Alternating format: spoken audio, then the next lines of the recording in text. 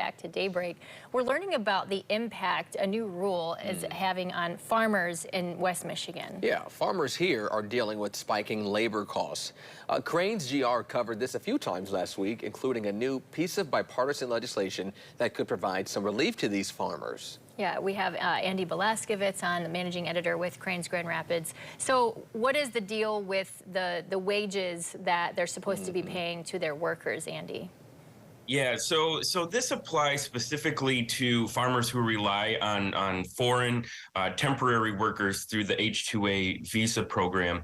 And so what's happening now, based on some federal law, is that wages for these workers are set to go up about 13% here in Michigan. And now these are, it's dependent on each state and how they'll be affected by this in particular. But for here in Michigan, this means a floor rate for these workers at almost $17.50 an hour. So you can imagine what this sort of means for farmers and planning their operational costs. I was going to ask you, kind of personally, what are you hearing from these farmers and how they've been super affected by this and their hope for some relief moving forward?